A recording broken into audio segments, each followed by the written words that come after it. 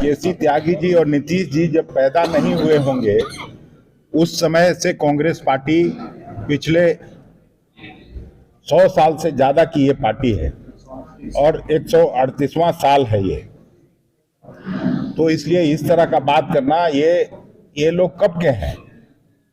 वही तो कह रहे हैं कि समाजवादी बनते हैं और समाजवाद किस तरह से अवसरवाद में बदल जाता है, ये तो मैं जनता पर ही छोड़ता हूं। ये सवाल मैं बिहार के लोगों के बीच छोड़ता हूं और इसका निश्चित रूप से उत्तर मिलेगा।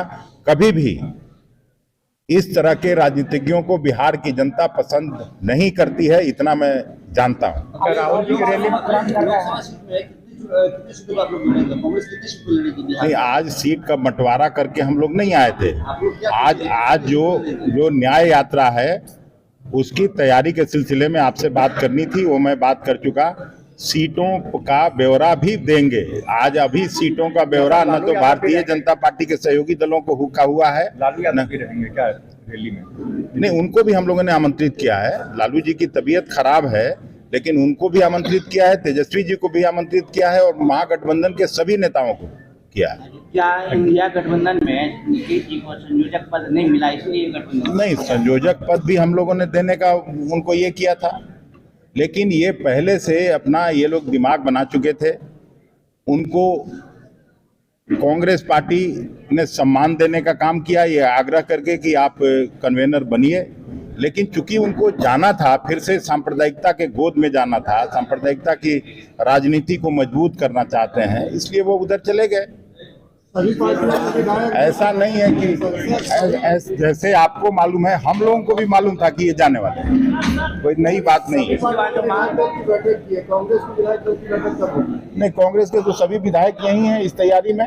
बाकी हम लोग बैठेंगे, अभी आपसे बात करके विधायक साथियों के साथ बैठेंगे, सभी कार्यकर्ताओं के साथ बैठेंगे, सभी नेताओं। कल भी सभी थे, कल भी 16 एमएलए यहाँ उपस्थित थे। आज 2 एमएलए और एक फारबिसगंज पहुंचे हैं, मुन्ना तिवारी और विश्वनाथ।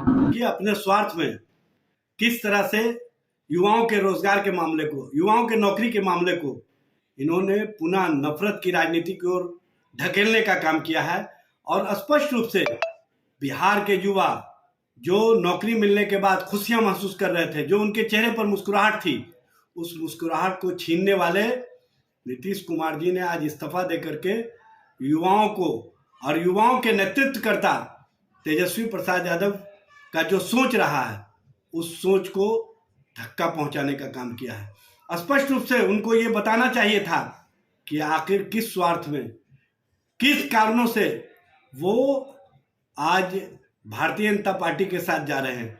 ठग और लोभी का जो गठबंधन तैयार हो रहा है, उनको सबसे पहले यह स्पष्ट करना चाहिए कि 9 अगस्त 2022 के पहले आपने स्वयं कहा था कि भारतीय जनता पार्टी हमारे अस्तित्व को समाप्त करना चाहती है, भारतीय जनता पार्टी हमारी पार्टी को तोड़ना चाहती है।